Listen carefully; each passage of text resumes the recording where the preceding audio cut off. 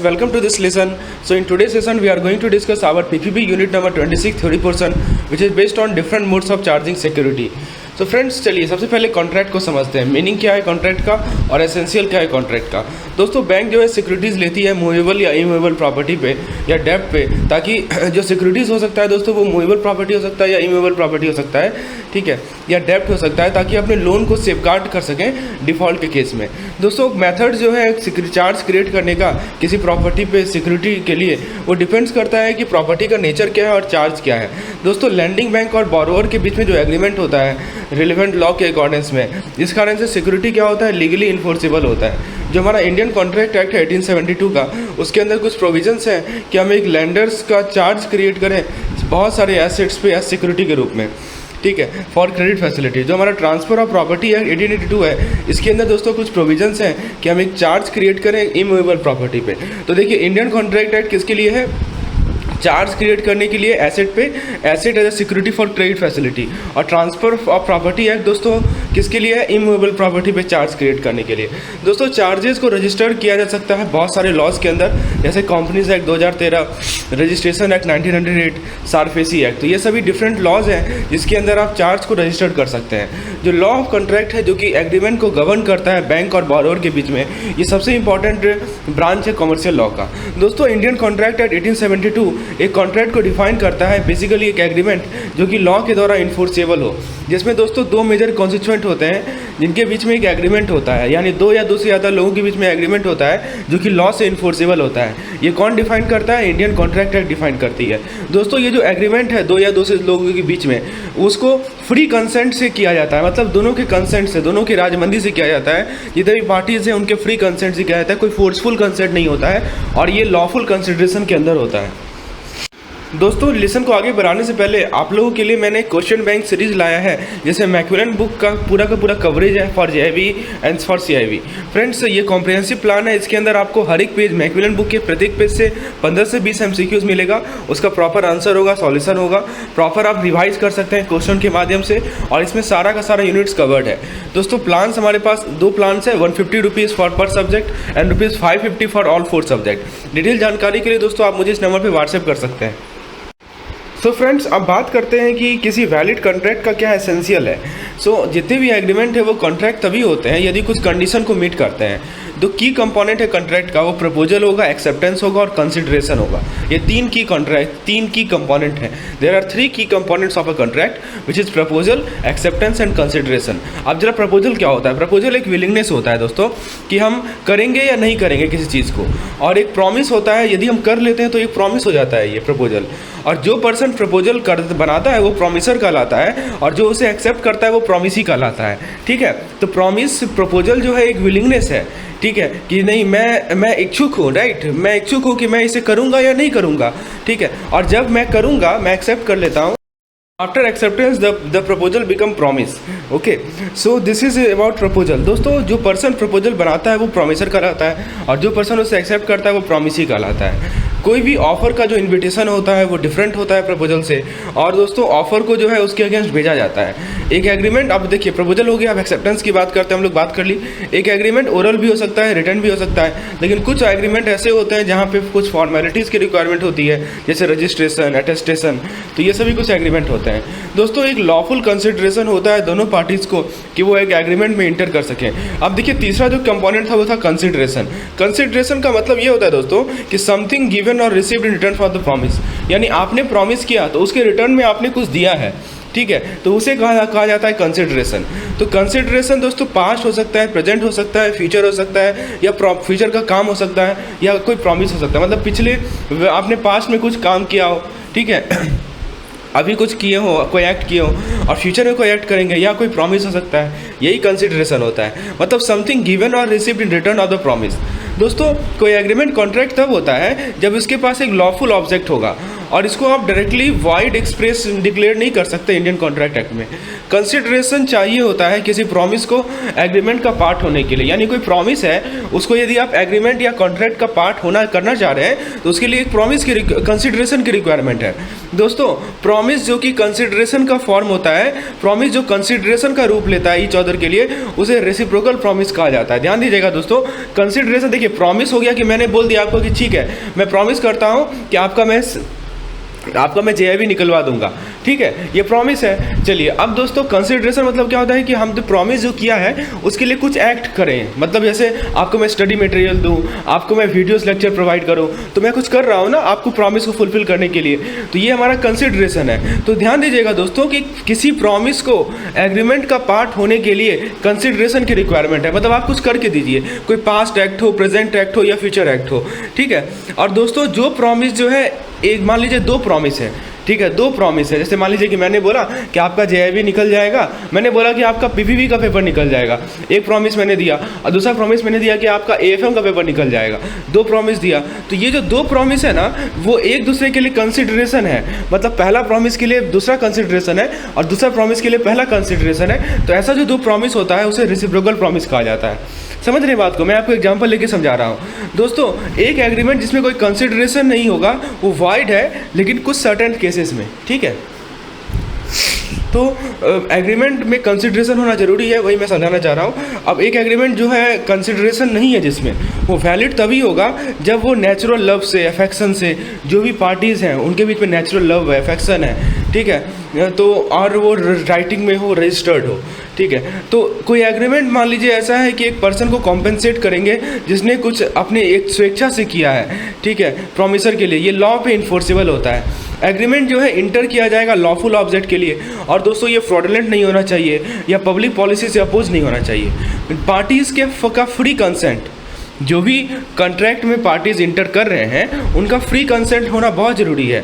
और कंसेंट को फ्री कब मानेंगे? कंसेंट को फ्री तब मानेंगे जब इसमें कोई फोर्सफुल नहीं कर, मतलब कि आप ज़बरदस्ती नहीं कर रहे हैं, it is not cause by कोर्सन, कोई अनड्यू इन्फ्लुएंस ना हो, कोई फ्रॉड ना हो, कोई मिस रिप्रेजेंटेशन ना हो। दोस्तों अनड्यू इन्फ्लुएंस के कारण क्या होता है कि भी कोई भी कॉन्ट्रैक्ट जो है वाइडेबल होता है, ठीक है दोस्तों। ऐसा कोई भी कॉन्ट्रैक्ट जिसको आप एब्सोल्युटली, या दोस्तों जो भी पार्टीज इंटाइटल्ड है इसे अवॉइड करने का, उसने कोई बेनिफिट लिया हो, ठीक है, तो वो जो है दोस्तों। अब बात करते हैं कॉन्ट्रैक्ट ऑफ एजेंसीज़ की। अब 2 चीज़ बात करेंगे, कॉन्ट्रैक्ट एक्ट क्या है और बैंकिंग में क्या रिलेशन है, और कॉन्ट्रैक्ट ऑफ एजेंसीज़ क्या होता है। दोस्तों जो पार्टीज़ हैं एग्रीमेंट में वो लीगली कॉम्पिटेंट होना चाहिए कि वो एक कॉन्ट्रैक्ट में इंटर कर सकें।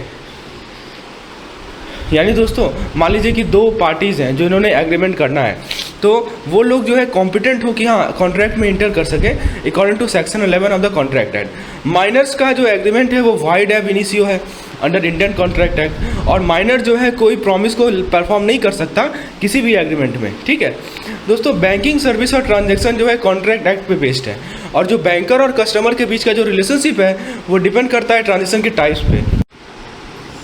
सो फ्रेंड्स, जब भी कोई बैंक, देखिए मैं आपको क्या बता रहा हूँ कि बैंकर और कस्टमर के बीच का जो रिलेशनशिप है वो डिपेंड करता है कि ट्रांजैक्शन का टाइप क्या है, राइट। सो फ्रेंड्स, जब मान लीजिए कि कोई पैसा डिपॉजिट करता है बैंक में, तो जो रिलेशनशिप होता है बैंक और कस्टमर का वो डेटर और क्रेडिटर का होता है, ट्रस्टी बेनिफिशियरी का नहीं होता है। जब कोई बैंक सिक्योरिटी एक्सेप्ट करती है या वैल्यूएबल एक्सेप्ट करती है सेफ कीपिंग के लिए, तो बैंक उस केस में ट्रस्टी हो जाती है और कस्टमर जो है बिलर हो जाता है, समझ रहे हैं। तो डिपेंडिंग ऑन द किस तरह का ट्रांजेक्शन है उस पर डिसाइड होता है कि रिलेशनशिप कैसा है। जैसे मैंने आपको बताया डिपॉजिट किया गया मनी, तो वहाँ पे डेटर क्रेडिटर का रिलेशनशिप है। जैसे मान लीजिए सिक्योरिटीज़ या वैल्यूएबल को एक्सेप्ट की है बैंक, तो वहाँ पे दोस्तों ट्रस्टी और बेलर का रिलेशनशिप है। जब कोई बैंक एजेंट के रूप में काम करती है कस्टमर को रेमिटेंस में, चेक कलेक्शन में, तो वो जो है कस्टमर के बिहाफ में काम करती है। तो ये जो इंडियन कॉन्ट्रैक्ट एक्ट है वो एक एजेंट को डिफाइन करता है, एक ऐसा पर्सन जो कि दूसरे के बिहाफ में कुछ काम करे या दूसरे को डीलिंग में रिप्रेजेंट करे थर्ड पर्सन के साथ। दोस्तों एजेंट का जो अथॉरिटी है वो रिस्ट्रिक्टेड है, ठीक है। तो प्रिंसिपल ने क्या एक्सप्लिसिटली मेंशन किया है वो उतना ही वो कर सकता है, ठीक है, वो कुछ एडिशनल अथॉरिटी नहीं ले सकता। जो प्रिंसिपल ने, देखिए प्रिंसिपल एजेंट का रिलेशनशिप होता है ना, तो बैंक एजेंट के रूप में काम कर रही है, कस्टमर प्रिंसिपल है, तो प्रिंसिपल ने बोला कि नहीं ये मेरे बिहाफ में रेमिटेंस करेगा, तो बस रेमिटेंस ही वो करेगा, कुछ एक्स्ट्रा काम नहीं कर सकता है। अब जरा बात करते हैं दोस्तों एजेंट की अथॉरिटी की। एजेंसी एक रिलेशनशिप होता है दोस्तों, जहाँ पे एक पर्सन जो कि एजेंट है वो ऑथराइज होता है कि वो प्रिंसिपल के बिहाफ में काम करे, ठीक है। तो जो कॉन्ट्रैक्ट होता है प्रिंसिपल और एजेंट का, वो कॉन्ट्रैक्ट होता है आपस में, और दोस्तों नॉर्मल रूल ऑफ कॉन्ट्रैक्ट से गवर्नड होता है। जो एजेंट का अथॉरिटी है उसको आप एक्सप्रेस कर सकते हैं या इम्प्लाइड होता है। एक्सप्रेस मतलब कि आप सामने शो कर सकते हैं, इम्प्लाइड मतलब इंट्रिंसिक। तो इम्प्लाइड अथॉरिटी जो है सर्कमस्टांस पे डिपेंड करता है। मान लीजिए कि एक एजेंट है जो अथॉरिटी के साथ है, वो agent with authority can perform act, can do every lawful thing necessary to complete that act. ठीक है, देखिए एक होता है एजेंट विद अथॉरिटी, ठीक है, और दोस्तों मान लीजिए कि कोई एजेंट है, उसकी अथॉरिटी है कि बिजनेस को कंडक्ट करे, तो वो हर एक वो लॉफुल चीज़ करेगा जो कि ज़रूरी है उस बिज़नेस को रन करने के लिए। ठीक है, तो इमरजेंसी सिचुएशन में एजेंट का जो अथॉरिटी होता है वो ये होता है कि वो सारा काम करेगा जो कि प्रिंसिपल को प्रोटेक्ट करेगा लॉस से। मतलब इमरजेंसी वाली सिचुएशन में एजेंट हर एक वो काम करेगा जो कि प्रिंसिपल को प्रोटेक्ट करेगा लॉसेस से। ठीक है, चलिए, एजेंट जो है अपने एक्ट को डेलीगेट नहीं कर सकता है, ठीक है, उसे पर्सनली परफॉर्म करना है। लेकिन कभी कभी सब एजेंट को एम्प्लॉय किया जाता है यदि कस्टम ऑफ ट्रेड या नेचर जो एजेंसी है, मान लीजिए कि कुछ ऐसा ट्रेड है, कुछ ऐसा एजेंसी का नेचर है जहाँ पे लग रहा है कि नहीं हमें सब एजेंट की रिक्वायरमेंट है, तो वहाँ पे सब एजेंट लिया जा सकता है। एजेंट होता है एक सब एजेंट होता है, मतलब एजेंट के नीचे काम करने वाला, तो एजेंट अपने रिस्पॉन्सिबिलिटी को डेलीगेट कर सकता है ओनली इन सब सर्कमस्टांस। यदि दोस्तों कोई एजेंट जो है बिना प्रिंसिपल के नॉलेज का, बिना अथॉरिटी का काम करता है, तो प्रिंसिपल चाहे तो उसे डिसऑन कर सकती है उस एक्ट को, और यदि रेटिफाई किया गया ऐसा एक्ट तो सेम इफेक्ट फॉलो करेगा यदि वो अथॉरिटी के साथ परफॉर्म करेगा। अब दोस्तों हम बात करते हैं डेल क्रेडेरे एजेंट, और दूसरा टॉपिक है हमारा टर्मिनेशन ऑफ एजेंट, और तीसरा टॉपिक है दोस्तों एजेंट का क्या ड्यूटी है प्रिंसिपल के बिजनेस को कंडक्ट करने में। ये तीन टॉपिक को डिस्कस करेंगे। देखिए दोस्तों, कोई पर्सन, मैं आपको एग्जांपल लेके समझाता हूँ। एक पर्सन है ए, उसने जो है गुड्स खरीदा, किसके लिए? बी के लिए, ठीक है, बिना अथॉरिटी का, कोई अथॉरिटी था नहीं, उसने बस गुड्स खरीद लिया बी के लिए। बी ने क्या किया कि उस गुड्स को बेच दिया सी को। ठीक है, तो इसका मतलब क्या हुआ कि ये जो है ये जो बी ने सी को बेचा, तो ये जो परचेज ए ने किया था इसका रेटिफिकेशन है। दूसरा एग्जांपल देखिए, एक पर्सन ए है जो कि बी को पैसा दिया बिना अथॉरिटी का, बी ने इंटरेस्ट एक्सेप्ट किया मनी पे थर्ड पर्सन से। मतलब देखिए हुआ क्या, मान लीजिए मैं हूँ, मैंने आपको 1000 रुपया दिया, ठीक है, मेरा कोई अथॉरिटी नहीं था, और आपने जो है किसी तीसरे अपने दोस्त को वही 1000 रुपया दे दिया और उसे ब्याज भी ले लिया। ठीक है, तो इसका मतलब क्या हुआ कि जो भी लोन मैंने आपको दिया था उसका आपने रेटिफिकेशन किया।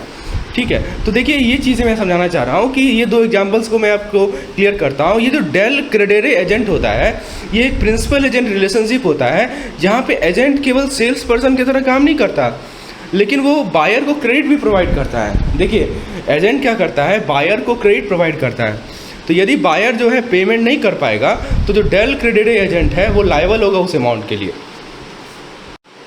जैसे मैं आपको एग्जांपल समझाता हूँ दोस्तों, जैसे मान लीजिए मैं एजेंट हूँ, आप हैं बायर, ठीक है, तो मैं तो आपके लिए सेल्स पर्सन काम की तरह काम कर ही रहा हूँ, साथ ही साथ दोस्तों मैं आपको क्रेडिट दे रहा हूँ, मैं आपको उधार दे रहा हूँ, मैं आपको मान लीजिए 10,000 रुपये दिया उधार पे। ठीक है, तो यदि आप जो है मुझे नहीं पे कर पाएंगे 10,000 रुपये आफ्टर सर्टेन डेज, तो इसके लिए लायबिलिटी आपकी नहीं होगी, मेरी लायबिलिटी होगी, राइट, एजेंट बिकम लायबल। ये पॉइंट, इसे कहा जाता है हम लोग का डेल क्रेडेरे एजेंट। दोस्तों कोई भी एजेंसी को टर्मिनेट किया जा सकता है प्रिंसिपल के द्वारा, अथॉरिटी को रिवोक करके। एजेंट जो है बिजनेस को रिअनाउंस करेगी एजेंसी की, और जो एजेंसी की बिजनेस है वो कंप्लीटेड मानी जाएगी।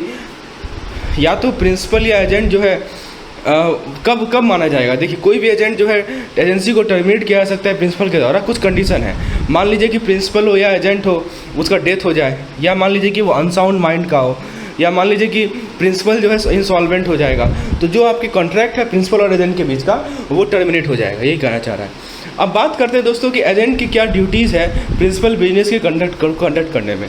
दोस्तों बिजनेस को कंडक्ट करना प्रिंसिपल के डायरेक्शन से या डायरेक्शन के एब्सेंट में जो भी कस्टम्स है उसके अकॉर्डिंगली। देखिए making good any losses sustain by the principal and accounting for any profit that accrue, ये सभी काम है जो एजेंट का ड्यूटीज़ है कि वो जो है जो भी लॉसेस प्रिंसिपल सस्टेन करेगा उसे सही करना, उसको लॉस ना होने देना, प्रॉपर अकाउंट रखना प्रिंसिपल का डिमांड पे। और दोस्तों एक ये भी काम है एजेंट का रिमनरेशन क्या होता है, एजेंट का एड क्या होता है। ठीक है, जैसे देखिए A can repudiate the sale of his estate by B if B dishonestly conceal any material fact or if the sale is disadvantageous to A. Agent का जो रिमनरेशन होता है दोस्तों वो ड्यू होता है जब वो एक्ट को कंप्लीट कर ले, जिसके लिए कॉन्ट्रैक्ट बना है। मान लीजिए एजेंट ने वो काम कर लिया, तब से उसका रिमनरेशन ड्यू होता है। लेकिन दोस्तों वो उस पैसा को, जो गुड्स को के लिए जो पैसा मिला है उसको रिटेन कर सकता है अपने रिमनरेशन के लिए। मान लीजिए पैसा नहीं दे रहा है प्रिंसिपल, तो जो पैसा गुड्स के लिए दिया गया ना उसको चाहे तो वो रिटेन कर सकता है अपने रिमनरेशन के लिए। कोई एजेंट का गिल्टी मिसकंडक्ट वो रिमनरेशन के लिए इंटाइटल्ड नहीं है। ठीक है, मान लीजिए कि एजेंट को कुछ काम दिया था प्रिंसिपल ने कि तुम मेरा बिजनेस कंडक्ट करो और एजेंट ने सही से काम किया नहीं, तो उस केस में वो जो पैसा है उसको उसका रिमनरेशन का पार्ट नहीं होगा।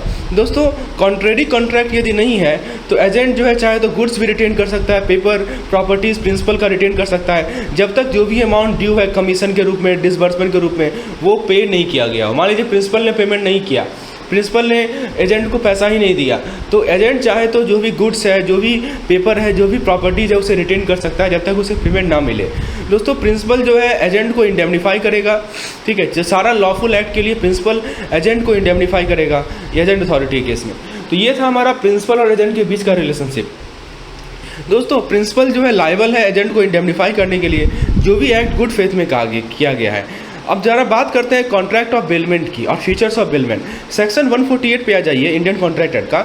वो बेलमेंट को डिफाइन करता है डिलीवरी ऑफ गुड्स, यानी एक पर्सन जो है दूसरे को गुड्स डिलीवर कर रहा है किसी स्पेसिफिक पर्पज़ के लिए, इस कंडीशन के साथ कि वो रिटर्न कर देगा एज पर बेलर इंस्ट्रक्शन। देखिए बेलर वो होता है जो गुड्स देता है। मैंने आपको ट्रिक बताया था ना, याद कीजिए। अर किसके पास लगता है? जो काम देगा, जो काम करेगा वो अर लगता है। तो यहाँ पे बेलर बेली का रिलेशनशिप है। जब गुड्स का डिलीवरी होता है तो बेलर ने बेली को गुड्स दे दिया और बोला कि मुझे जब वापस मैं ले लूँगा आपसे। तो दोस्तों यहाँ जो हमारा बेलमेंट का कॉन्ट्रैक्ट है, इसमें बेलमेंट को डिफाइन किया गया है गुड्स का डिलीवरी। एक पर्सन दूसरे को गुड्स दे रहा है, कंडीशन ये है कि उसको वापस मिल जाएगा। जो पर्सन गुड्स को डिलीवर करता है वो बेलर होता है और जो पर्सन गुड्स को रिसीव करता है वो बेली होता है। जो डिलीवरी होता है वो किसी भी माध्यम से हो सकता है, जो कि बेली के पोजीशन में गुड्स को रखता है या किसी ऑथराइज पर्सन के पोजीशन में रखता है। बेलमेंट एक कॉन्ट्रैक्चुअल रिलेशनशिप है और बेली का कॉन्ट्रैक्चुअल ऑब्लिगेशन है बेलर को। जो बैंक में पैसा जमा होता है ना, इसमें बेलमेंट नहीं होता है, क्योंकि दोस्तों यहाँ पे कोई गुड्स का डिलीवरी नहीं है। याद रखिएगा, बेलमेंट तभी आता है जब गुड्स का डिलीवरी हो, और यहाँ पे कोई स्पेसिफिक ऑब्लिगेशन नहीं है कि उस गुड्स को हम रिटर्न करें। दोस्तों बेलर जो है कोई भी फॉल्ट है गुड्स में उसको बता देगा। मान लीजिए कि मैंने बोला आपको कि ये लीजिए मेरा घड़ी रखिए, ठीक है, और घड़ी में दोस्तों कुछ फॉल्ट है तो मैं आपको बताऊंगा ना, ठीक है, कि हाँ ये फॉल्ट है घड़ी में। दोस्तों बेलमेंट का जो एसेंस है वो है पोजीशन, और बेली जो है गुड्स को रिटर्न कर देगा बिना without demand on the due date. जिस दिन भी ड्यू डेट होगा, जिस दिन ड्यू डेट होगा दोस्तों, उस दिन जो है बेली बेलर को वो गुड्स रिटर्न कर देगा। बेलर की जिम्मेवारी है कि कोई फॉल्ट हो तो उसे डिस्क्लोज कर दे, और मान लीजिए कि कुछ ऐसा फॉल्ट हो जो कि बेली को एक्स्ट्रा ऑर्डिनरी रिस्क से एक्सपोज करे, उसे वो कर दे, डिस्क्लोज कर दे। यदि बेलर ऐसे फॉल्ट को डिस्क्लोज नहीं करता है तो उसकी जिम्मेवारी होगी कोई भी डैमेज होता है तो, ठीक है। मान लीजिए मैं हूँ बेलर, आप हैं बेली, मैंने आपको कुछ प्रोडक्ट दिया, ठीक है, उस प्रोडक्ट में दोस्तों कुछ ऐसा फॉल्ट है जो कि मैंने आपको बताया नहीं कि हाँ ये फॉल्ट है, मैंने आपको बताया ही नहीं। तो मान लीजिए कि आगे जाकर कुछ ऐसा उस मेटेरियली कुछ ऐसा डिफेक्ट आता है दोस्तों उस फॉल्ट के कारण, तो उसके लिए आप जिम्मेवार नहीं होंगे, मैं जिम्मेवार होऊंगा, क्योंकि मैं बेलर हूँ। यही कह रहा है दोस्तों। यदि गुड्स को हायर किया गया है दोस्तों, क्या कर रहा है कि if goods are hired for hire the bailor is responsible for damage, ठीक है। तो दोस्तों बेली का रिस्पॉन्सिबिलिटी है कि गुड्स का ध्यान रखेगा, ठीक है, जो भी गुड्स बेल किया गया है, ठीक है। अब दोस्तों बेली यदि कुछ ऐसा चीज़ करता है जो कि इनकंसिस्टेंट होता है बेलमेंट के कंडीशन से, तो बेलर जो है कॉम्पेंसेशन डिमांड कर सकता है। जैसे मान लीजिए कि हमारा बेलर और बेली हैं, और दोस्तों आपने कुछ ऐसा कर दिया जिसके कारण से मेरा प्रोडक्ट ख़राब हो गया, तो उसकी जिम्मेवारी आपकी होगी और मैं आपसे कॉम्पेंसेशन डिमांड कर सकता हूँ। जो बेलमेंट का कंडीशन कॉन्ट्रैक्ट है वो वाइडेबल होता है यदि बेलर ऐसा कुछ करता है जो कि कंडीशन ऑफ बेलमेंट का इनकंसिस्टेंट हो। यदि दोस्तों बेली जो है अच्छे तरीके से गुड्स को यूज करता है जो कि बेलमेंट के कंडीशन के अकॉर्डिंग नहीं है, तो फिर आपको भी कंपेंसेट करना पड़ेगा। यदि बेली क्या करता है कि बेलर का जो गुड्स है उसको अपने गुड्स के साथ मिक्स करता है बिना मान लीजिए कि मैंने आपको गुड्स दिया, ठीक है, आपने क्या किया, उसको मिक्स कर दिया किसी और गुड्स के साथ, ठीक है, मेरे कंसेंट से। तो दोनों पार्टीज़ का यदि इंटरेस्ट है मिक्सचर में, दोनों पार्टीज़ का इंटरेस्ट होगा मिक्सचर में, ठीक है, in proportion of their respective share, समझे। जैसे इसका मैं एग्जांपल समझाता हूँ दोस्तों। जैसे मान लीजिए कि मैंने आपको सर्टेन गुड्स दिया as a bailment, contract of bailment. आपने क्या किया कि उस गुड्स को किसी और गुड्स के साथ मिक्स कर दिया, ठीक है, और मुझे बताया कि हाँ मैं मिक्स कर रहा हूँ, ठीक है, मेरा भी कंसेंट है। तो दोस्तों उस केस में क्या होगा कि उस केस में 50-50% का रिलेशनशिप होगा, या जिस प्रपोर्शन में रेस्पेक्टिव शेयर को डिवाइड किया जाएगा। यदि बेली जो है किसी गुड्स को मिक्स करता है बिना बेलर के कंसेंट से, तो उसको सेपरेट किया जाएगा, डिवाइड किया जाएगा, और प्रॉपर्टी जो है हर एक पार्टी के पास खुद से रहेगा। यदि बेली जो है गुड्स को मिक्स करता है बिना बेलर के कंसेंट से, ऐसे तरीके से कि उसको सेपरेट नहीं किया जाए, तो बेलर का इंटाइटल्ड है वो कॉम्पेंसेशन लेगा गुड्स लॉस, देखिए सिंपल सी बात है, मैंने आपको कुछ सामान दिया, आपने उसे मिक्स कर दिया किसी और सामान से और मुझे आपने मुझे बताया नहीं, ठीक है। तो इस केस में दोस्तों क्या होगा, इस केस में जो भी चीज़ में आपने मिलाया है ना उसको आप अलग करेंगे और फिर मेरा जो हिस्सा है वो मुझे देंगे। और यदि मान लीजिए कुछ ऐसा चीज़ में मिक्स किया है जिसको सेपरेट करना मुश्किल है, तो उस केस में मैं आपसे कॉम्पेंसेशन डिमांड कर सकता हूँ। यही पॉइंट है, सिंपल सी भाषा में समझा रहा हूँ। दोस्तों अब बात करते हैं कि बेली की क्या ड्यूटीज़ है लॉस के गुड्स के रिगार्डिंग, बेली की क्या राइट है गुड्स के रिगार्डिंग, और बेली का लीन क्या होता है। हम लोग 3 टॉपिक को डिस्कस करेंगे, चलिए। और देखिए टाइप्स ऑफ चार्ज भी डिस्कस करेंगे। पहले बात करते हैं बेली का क्या ड्यूटीज़ है गुड्स के रिगार्डिंग। तो बेली जो है वो गुड्स को रिटर्न कर देगा जैसे ही बिलमेंट टाइम जो है वो पूरा होगा और पर्पज़ जो है फुलफिल होगा। बेली की रिस्पॉन्सिबिलिटीज़ है किसी लॉस के लिए, किसी डिस्ट्रक्शन के लिए या गुड्स के डिटोरेशन के लिए। बेलर जो है डिलीवर करेगा, कोई प्रॉफिट में इंक्रीज हुआ या कोई इंक्रीज होगा या प्रॉफिट होगा, ठीक है, दैट में हैव अरिजन फ्रॉम गुड्स, ठीक है। तो मान लीजिए कुछ इंक्रीज हो गया, कुछ प्रॉफिट हो गया गुड्स से, तो बेलर डिलीवर करेगा उसे, ठीक है। अब बात करते हैं दोस्तों कि बेलर की क्या राइट है गुड्स के रिगार्डिंग। तो बेलर की रिस्पॉन्सिबिलिटीज़ है कि यदि बेली ने कुछ लॉस सफ़र किया है, ठीक है, तो उस केस में बेलर की रिस्पॉन्सिबिलिटी है। यदि बेलर का कोई टाइटल गुड्स नहीं है लेकिन उसको डिलीवर कर दिया गया गुड फेथ में, तो बेली उसके लिए ऑनर के लिए रिस्पॉन्सिबल नहीं होगा। मान लीजिए जो गुड्स मैं आपको दे रहा हूँ, मैं बेलर हूँ, आप बेली हैं, मैं जो गुड्स आपको दे रहा हूँ मेरा कोई टाइटल नहीं है, ठीक है, ऑनर कोई और है लेकिन मैंने आपको दे दिया, ठीक है, तो उस केस में बेली की रिस्पॉन्सिबिलिटी नहीं होगी, बेलर की रिस्पॉन्सिबिलिटी होगी। और यदि दोस्तों बेली को कुछ एक्सपेंस लगता है, ठीक है, उसको कीप इन्वेंट्री के लिए या उसको कैरिंग के लिए, ट्रांसपोर्टेशन के लिए, तो उस केस में ये सब एक्सपेंस कौन देगा, बेलर देगा। मान लीजिए मैंने आपको सामान दिया, आपको यहाँ से अपने स्टोर हाउस तक ले जाने के लिए जो ट्रांसपोर्टेशन कॉस्ट है या जो आपको इन्वेंट्री रखने का कॉस्ट है वो सब मैं दूंगा आपको, वो बेलर की रिस्पॉन्सिबिलिटी है। यही सब कहा गया है ड्यूटीज़ ऑफ बेलर। अब बात करते हैं दोस्तों बेलीज लीन। यदि दोस्तों बेली ने सर्विस रेंडर किया है जिसमें लेबर की इन्वॉल्वमेंट है, स्किल की इन्वॉल्वमेंट है, जो भी गुड्स उसे बिल किया गया है, तो उसको राइट है कि वो गुड्स को रिटेन कर लेगा जब तक उसको पेमेंट ना मिले। मान लीजिए कि जो गुड्स को आपने रखा उसके लिए आपको लेबर चाहिए उसको देखभाल करने के लिए, तो उसका पैसा मैं दूंगा, राइट। जब तक मैं पैसा नहीं दूंगा तब तक आपका हक है कि आप उसे रखेंगे। और दोस्तों bankers, factors, attorney of high court and policy brokers ये गुड्स को रिटेन कर सकते हैं जो कि उनको बिल किया गया है एज ए सिक्योरिटी, ठीक है, for general balance of account. दोस्तों बात करेंगे हम लोग टाइप्स ऑफ चार्जेस की, ठीक है। बैंक का जो चार्जेस होता है दोस्तों किसी प्रॉपर्टी पे वो 7 तरह का होता है, mortgage, lien, set off, assignment, hypothecation, pledge, appropriation. तो एक एक करके हम लोग सबके बारे में डिस्कशन करेंगे। दोस्तों असाइनमेंट की बात करें तो एक मोड है सिक्योरिटी प्रोवाइड करने का बैंकर को एडवांस पे, ठीक है, एडवांस पे दोस्तों आप सिक्योरिटी प्रोवाइड करते हैं किसे, बैंकर को। तो दोस्तों एक्शनेबल क्लेम का जो ट्रांसफ़र होता है वो तभी किया जा सकता है जब आप एक इंस्ट्रूमेंट को लिखित में देंगे। एक्शनेबल क्लेम का मतलब एक ऐसा क्लेम जो कि एक डेप्ट के लिए हो अदर दैन द डेप्ट सिक्योर बाय मॉर्गेज। मान लीजिए कोई ऐसा डेप्ट है जिसको मॉर्गेज के द्वारा सिक्योर किया गया है, किसी इमूवेबल प्रॉपर्टी के मॉर्गेज के द्वारा सिक्योर किया गया है, तो वहाँ पे एक्शनेबल क्लेम नहीं लगेगा।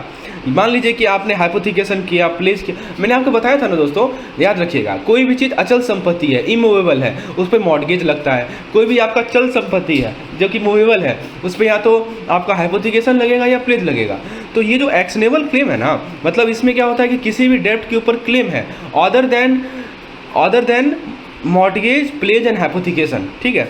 दोस्तों ये एक्शनेबल क्लेम का ट्रांसफ़र होता है वो जो है जब आप इस इंस्ट्रूमेंट को एग्जीक्यूट कर लेंगे रिटर्न में और ट्रांसफरर साइन करेगा तभी वो किया जा सकता है। जो ट्रांसफरी होता है एक्शनेबल क्लेम का वो डेटर को स्यू कर सकता है अपने नाम पे बिना ट्रांसफरर के कंसेंट का और बिना जो है without making any party to the suit. जो भी राइट्स है, जो भी रेमिडीज है ट्रांसफरर का, वो ट्रांसफरी के पास है। दोस्तों ये जो एक्शनेबल क्लेम है ना, इसमें एक ट्रांसफरर होता है जो ट्रांसफर करता है, एक ट्रांसफरी होता है जिसे ट्रांसफर किया जाता है। एक्शनेबल क्लेम का मैं आपको एग्जाम्पल बताऊँ, जैसे LIC पॉलिसी, ठीक है, आप जो है LIC पॉलिसी के बिहाफ में बैंक में लोन लेने आए, राइट, तो ये आपका एक्शनेबल क्लेम है, राइट। तो जो भी ट्रांसफरी है एक्शनेबल क्लेम का वो सारा लायबिलिटीज़, इक्विटीज़ जो कि ट्रांसफरर का था वो अपने राइट में लेता है। और दोस्तों डेटर के द्वारा जो पेमेंट होगा ट्रांसफरर को वैलिड होता है और ट्रांसफरी जो है डेटर को स्यू नहीं कर सकता किसी डेट के लिए। अब देखिए दोस्तों, जो असाइनमेंट का जो इंटेंशन है वो बहुत इंपॉर्टेंट है और कोई पार्टिकुलर फॉर्म या वर्ड नेसेसरी होता है यदि इंटेंशन क्लियर हो तो। असाइनमेंट एब्सोल्यूट हो सकता है, सिक्योरिटी के माध्यम से हो सकता है, लीगल हो सकता है और इक्विटेबल हो सकता है। देखिए लाइफ इंश्योरेंस पॉलिसीज़, बुक डेप्ट, मनी ड्यू फ्रॉम गवर्नमेंट, ये सभी असाइन किया जा सकता है सिक्योरिटी के रूप में किसी एडवांस के लिए। मैंने बताया ना आपको, असाइनमेंट का बेस्ट एग्जांपल LIC पॉलिसी। मान लीजिए आपने लोन लिया, हम बैंक से लोन लिया, तो आप बोलते हैं क्या कि लो सिक्योरिटी के रूप में मेरा LIC पॉलिसी रख लो, मेरा बुक डेप्ट रख लो, मेरा गवर्नमेंट से जो मनी ड्यू है वो रख लो। तो ये सभी आप ये सबको असाइन कर सकते हैं सिक्योरिटी के रूप में।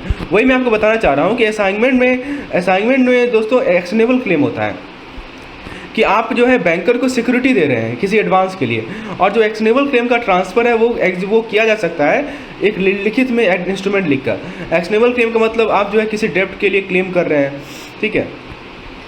और दोस्तों ये जो एक्शनेबल क्लेम का ट्रांसफ़र होगा वो जो है इंस्ट्रूमेंट को एग्जीक्यूट करने पे होगा, और वो जो ट्रांसफ़र कर रहा है वो साइन करेगा उस पर, और जो ट्रांसफरी होता है एक्शनेबल क्लेम का वो डेटर को स्यू कर सकता है, ठीक है। तो बिना ट्रांसफरर के कंसेंट का, ठीक है, और without making him party to the suit, ठीक है दोस्तों। तो ये सभी है हमारा एक्शनेबल क्लेम, ट्रांसफरी कौन है, ये सभी चीज़ समझना है। अब बात करेंगे दोस्तों set of and its strength feature.